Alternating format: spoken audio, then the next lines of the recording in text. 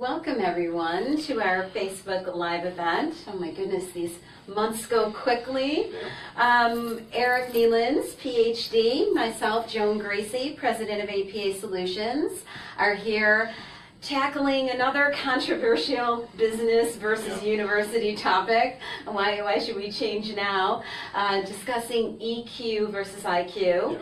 We just ended a session right at our facility, which is a very interesting interaction with not only some entrepreneurs, but people from the human resource community. So we actually gave them an assessment, let them kind of look at their emotional intelligence score from the perspective of one of our providers. So because I'm in the business space, of course, I get a lot of negative feedback from math and scientists about how the business community wants so passionately to take a concept. And when I say the word concept, it's almost like a line, right? I just saw this amazing TED Talk from this woman who was actually analyzing a food product. And she took one line of the ingredient and said it was great. And the company picked it up and was putting it all over social media saying that this Ph.D. had picked up this one ingredient and all of a sudden it was going to change your life, right? Yep. So again, I think it's so similar to, I think in the business community, we're looking for these answers. And we're looking for these opportunities to enhance our ability to work and lead people. And in doing so, our command center, or our brain, is an incredibly complex being, and business just always wants to simplify it. And do you think that's because it's tiring just being in business, and this is so complicated, and we just want that quick fix? It could be. I mean, again, we're going to be talking about emotional intelligence and the controversy surrounding that, and obviously coming more from a research and more of a data-driven approach. It's incredible to see how sometimes in the business world or a lot of advertisements will say something and it isn't really supportive of what the evidence was suggesting. And whether that's to get a competitive edge, is that being used to set yourself apart from your competitors? I have no idea, to be honest. But one of the things that I was so happy to kind of come in and share my thoughts on is really what is the research saying, and from my understanding of it, just to give a little bit, I think, a clear understanding so that people are not blindsided when something doesn't work out, or if they do hear something, gives them a little bit more skepticism about whether or not that's true. Yeah, so I'd love to hear your thoughts on that, because again, it seems like in the business community, there's always those rages, right? Like, the behaviors, the DISC assessment, or Myers-Briggs, or whatever the case may be.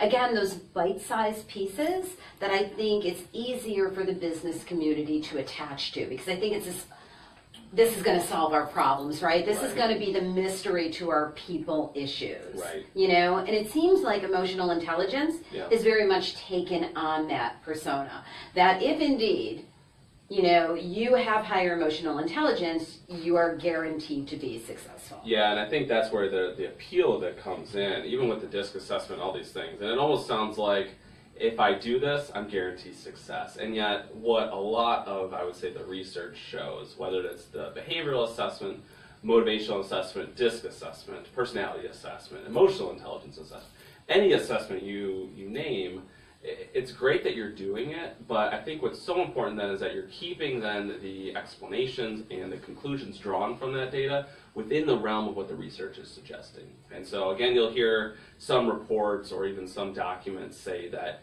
highly emotionally intelligent individuals guaranteed success, or it's the most predictive elements to success. Exactly. And what's interesting is if you look at it from a historical standpoint, Mayer, who and his colleagues, Caruso included, we're really looking at is emotional intelligence. Is it a type of intelligence? Does it fit into the criteria of what at the time was defined as intelligence? And there's kind of a number of components that have to be there. There has to be a kind of capacity for this idea or concepts that are coming in, the ability to input them, and the ability to effectively use them. And what Mayer and others did in 1990 was this seminal article that said, yes, we do believe that it gets at it. And surrounding that was a lot of controversy as to whether or not they had proven it. Obviously, people for and people against it. And really, though, what the scope of that article was trying to suggest is the ability to be able to interpret, understand, and utilize emotions within conversations, interpersonal relationships, even intrapersonal relationships. It was a question of, can it be used to then effectively solve problems on our day-to-day basis? And I think if you were to ask a number of people, there's differing opinions of whether or not they did that. But really nowhere was the goal to figure out if this, for example, is going to guarantee success in the business world. And that's where I was, sometimes appalled to see then that someone took this research and now is using it to make these claims. But in reality, there's not that evidence to suggest that it's absolutely the one pinnacle thing that's going to guarantee success in the business community. And so I don't know where that came from. I don't know if it was then to try to satisfy some desire that businesses had to become successful. Was it a training method to sell it? I have no idea. I would guess, just being from the business community again and working within the confines of it, is that, to me, from a training mechanism, if it's the latest and the greatest, and if it seems like it has some basis of research, then it holds validity, and let's try this. I guess where I have the biggest problem is, you're looking at the strands, you're looking at emotional intelligence, you're looking at the behaviors, the motivators, all the different types of assessment, IQ, right. Certainly, how we've measured that for the longest time. I guess what, from my vantage point, is the brain is an incredibly complex mechanism, all right? And when we talk about these different strands, they all come together to make this entity, its force. And it's very difficult to look at one thing without considering the mechanism that houses it, the brain. Right. Okay. All right? And I think, again, even we are DISC providers, and we do talk about EQ. But Eric, because you live here, at the end of the day, we don't ever do it without discussing the brain. Right. And how it is influenced by the brain, and how it interacts with the brain, and all of those type of things. And again, I think in business, we are just always looking for that quick fix. Yeah. And it's not quick. And I think that when you look at the true pioneers in business, Wegmans, who everybody says I have a brain crush on, I do. Right. Because they do understand cognitive behaviors. They do understand psychology. They do understand neuroscience. Right. And they use it within the confines of their workforce. Yeah. But they do it within the confines of neuroscience. Right. And that's, I think, where, from my novel and naive, I guess, experience in this, is the difference from the research world and what I've experienced now in the business world, is that people will spend their entire career, an academic career, studying one topic. And so that's a 30, 40, 50-year plus journey that they're taking to study some of these really important topics. And can people pivot? Certainly. But what I find then a lot of times is that it might be where they're happier, where the outcome of that study raises more questions, because now it's that further journey time. Right. Sometimes what I'll find then on the business side is that someone will take a finding from an article, focus just on that, and say that that's the end-all be-all solution. And it really kind of convolutes, I would say, or disagrees with what the research world says, which is it's constant acquisition of knowledge and constant adapting to new information. Right. As opposed to trying to focus on one solution and use it for everything. Exactly, and look at how new this information is. I mean, you're talking 1990. Right. Come on, that's not that long ago. Yeah. And I think, again, every day, we could be saying something about what the research community has shared with us, and we're so fortunate that they do. Mm-hmm. But by the same token, it is a situation where you can't look at the singular. But business needs help in this area, right? And isn't this really about self-awareness? Isn't it about, they do need tools. So the intent is good. The intent is pure. Yeah. I know whenever I talk to, the Ph.D. students that I interact with at Emory, they're always like, it's great that you're applying this in a business way, and businesses understand it. Right. They think that's wonderful. Yep. So we do need tools as business people, and I think that's so much of what the business community is looking for, is tools. Yeah, and I think then that's where, on the other way of looking at it, is that emotional intelligence is important. So there's studies that obviously have differing correlation values and whether or not it predicts success. Some of them being around the moderate correlation, which is somewhere around the 0.3 range. There was a recent article that just came out a few months ago that showed that a pretty strong predictor of success for medical students was looking at more of their emotional intelligence and were they able to kind of have that bedside manner and being able to work effectively with their patients. So I think on one hand to say and completely discredit the importance of knowing about emotional intelligence and how to assess for it is incorrect. I think it does certainly have a place in the business world. And as you mentioned, the branches that Mayer was kind of alluding to, going to the original research, some of those components are in our day-to-day business ability. So my ability to perceive what emotions someone else is experiencing, that might then be able to help me then think in that situation, use that emotions more effectively, and be able to be aware of my own emotions in response to that, but also kind of interpret their emotions, and then use that to drive the conversation. I mean, that's a great business practice to have. If I'm ignorant to your emotions, I don't care about those emotions, it's probably not going to be as successful for an individual. So that's why I think that the ultimate punchline, I guess, for this topic is emotional intelligence has an impact on the way that we behave and can be a correlational factor or a factor that influences success. But it's not the only factor. It doesn't have a causal effect in the way whether or not you're going to be successful in the business world. And can you give the definition, Eric, for our listening audience? What is emotional intelligence? Yeah, I mean, unfortunately, I don't think I'm going to be able to give one succinct answer to it because it is a controversial topic where, depending on whose research you look at, some will argue that it's more of like a personality trait, others will look at it more as an ability. What I would say that the original research was looking at is it's a cognitive ability to be able to solve these kind of emotionally based problems and being able to use them in the day-to-day interactions. Mm-hmm. And again, because what we know neurologically is, we have 3 times more real estate in the threat region of our brain, right? And we also know that if we have employees that are in the threat region of their brain, they don't have the cognitive abilities to make good decisions or to think, if you will. Right. So, again, even behind the controversy of whether they work or whether they don't work or assessments are bunk or whatever the case may be, I guess I just don't even understand how not being more self-aware about how your emotions potentially can affect others and how they affect you. Right. Are you getting emotionally charged so that you can think? Yeah. And make the appropriate decisions.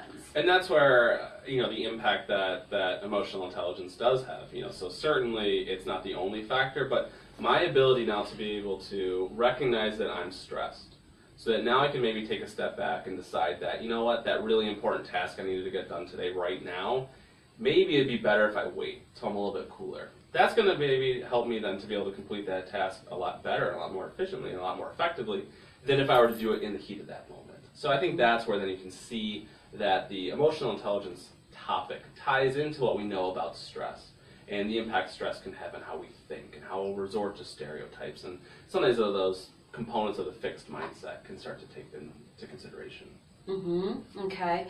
So, Michael Curtis, who's a coach within our community, and we do a lot of interacting with, he had had a comment on our LinkedIn that I thought was interesting. You had an opportunity to kind of read through that, so I'd love to kind of give, have you give the listeners your overview and what his opinion was, because he very much comes from a math and science background. Oh, that's good. So, I'll be honest, I was checking just LinkedIn this morning, and I saw the advertisement for it, and I read through the comment, and when I first read it, I'm like, this is exactly what we talked about in our pre-meeting the other day.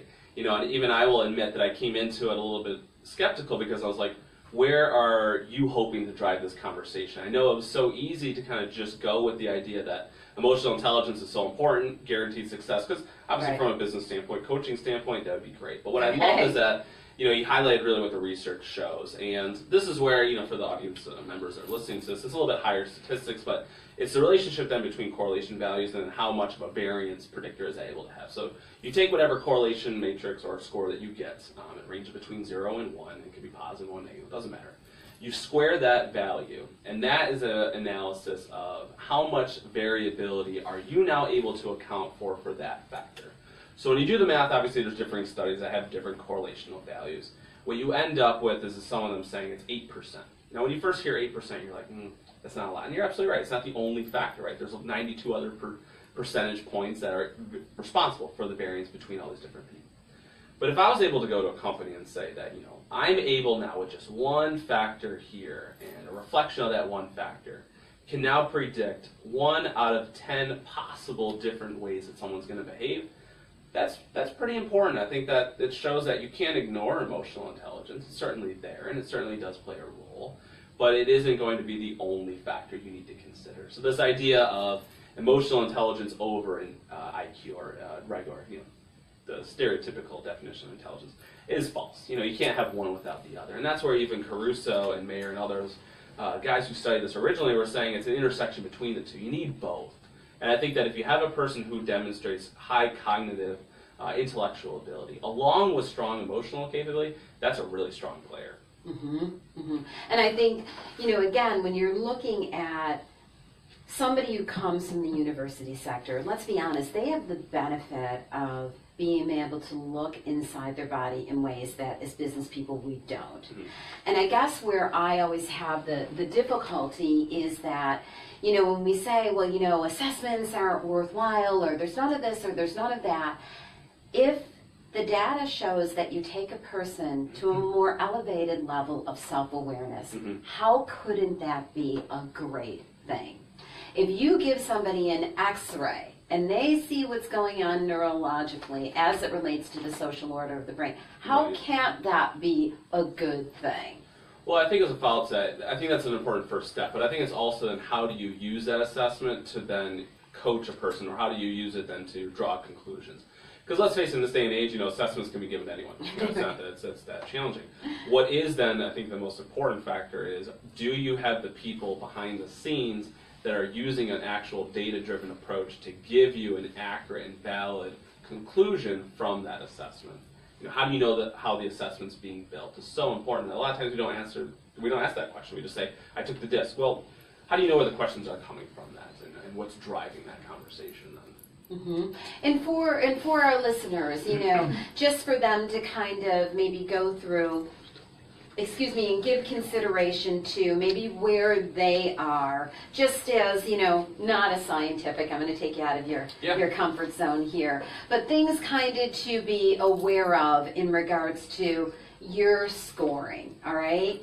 If you find yourself automatically shortcutting to anger, or whatever the case may be, again, just kind of giving the listeners some examples of high versus low markers, if you will, when it comes to emotional intelligence. I think one of the best tests you could probably do is if you had the opportunity to, in front of a mirror or with a camera, some way of videotaping yourself, have a real life conversation with someone. Put yourself in that actual business situation and start to see what are some things that you're doing. Because so many times we just automatically respond with these emotions that we don't think of what someone else might actually be perceiving that as. So I, for example, we talked about this in our workshop, you might not be calling it yelling, but I'm perceiving it that way.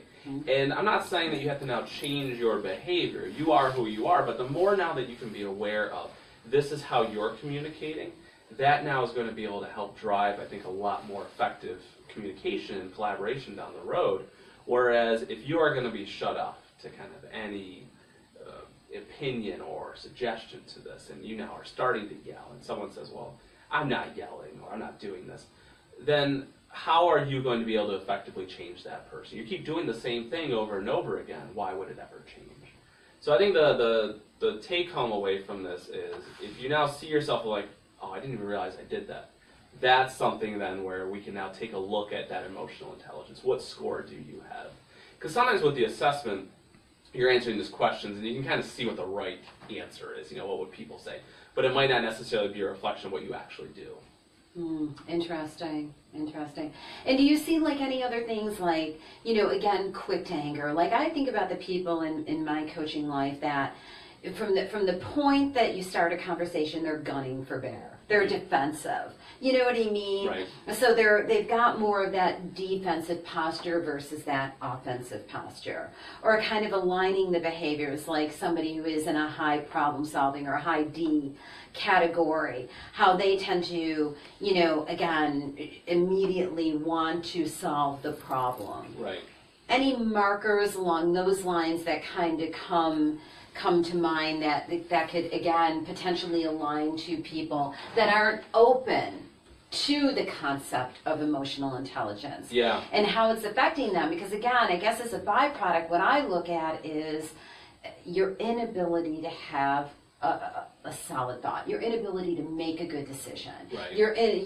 If you're charging off somebody else's energy, are you doing this instead of doing this? Yeah. I think that's where, the question itself is kind of challenging, because there's differing opinions of where emotional intelligence should fit. There are certainly some people out there that kind of put it in more of the personality category, in which case your ability to recognize and be open-minded, some of the 5-factor model analysis there, or agreeableness, sometimes people argue, is high emotional intelligence. I think there's a lot of people, though, that studied it originally that would say that's not the intent. We're trying to look at it more from your ability to solve problems from a cognitive kind of standpoint there. Mm-hmm. So I think when you start talking about open-mindedness, fixed mindset, et cetera, that kind of looks at a lot more of that individual's personality traits and kind of some of the styles that they have. I think that on top of that, you then have this ability to demonstrate emotional intelligence and use that effectively to think of both yourself, be aware of your own emotions, those of people around you, and then use that to then drive the conversation, use them effectively. Mm-hmm. And I think, again, when you're looking at the residual of health and everything along those lines, that's got to play into all of that. Yeah, stress, hands down. That's something we could talk about. Yeah. Stress itself. You name any kind of impact it could have on your body, the way that you think, the way that you process information. There seems to be some effect of it, and so it's kind of like that. It goes everywhere. And I think what then is so important that what's stressful or appears to be stressful to one person isn't necessarily stressful to another. So sometimes you'll get people in the business world be like, "Well, I just deal with this every day." Well, that's from your perspective. Right. What if now I'm coming into it brand new, I don't know this, now I am in a threatening situation, I am stressed. That can now lead to a lot of what we've been talking about over the last Facebook Live sessions about stereotype threat, and now being afraid that I can't do that task, and then leading to some sort of either failure or not as high competency of those behaviors. So I think in summation, as we're really looking at this, is, again, emotional intelligence is yet another tool to become more self-aware, so that you can determine if indeed you are at the point in your professional development where you want to enhance it, right? Adjust it, agree to it, whatever the case may be, so that it is an individual determination that's in direct correlation to where you want your personal or professional or both life to go. Well, what really resonates with me too is the growth part of it. So I think one of the things that I really like here is that with the TTI and the assessment-based coaching that you do, one of the benefits that comes with it is that you now give that person an opportunity to see where they fall currently on that emotional intelligence or on the DISC, or all these different assessment-based areas. Then what that allows is to see if you can then, through these different coaching methods, track that progress. And that's why I like to separate, the intelligence and emotional intelligence from personality, because if you look at the work then from Carol Dweck and this fixed versus growth mindset, it really would then suggest that we do have the capability to improve our intellectual abilities. And so it's nice to then be able to have a benchmark as you go through your coaching. Starting point. You got it. So now I take, let's say, the assessment here today with you. Now through your coaching, I would now be able to track the progress in each of these different dimensions on the assessment. So that's why I really like that it does have that more evidence-based and data-based approach. Okay. Raise the bar, right? That's the raise the bar. Raise the bar. That's the phrase. That's the phrase. Well, it's been great spending another quick 30-40 minutes with you today. You're with Erikson Neilans, Ph.D., Joan Graci, President of APA Solutions, talking about our brain-based applications. We have amazing summer programs. We're just about sold out for the summer, but we still encourage you to follow it and sign up. We'll be happy to add classes. From our class today, we had a request to do an on-site. We certainly can do do that. Or people like to leave the confines of their community, and we have our lab in the back that we can certainly invite people to. So we encourage you to go to our new website, www.apasolutions.com, and join us next month when we're going to be chatting about why assessments are BS. So we'll look forward to that, and have a great day. Thanks.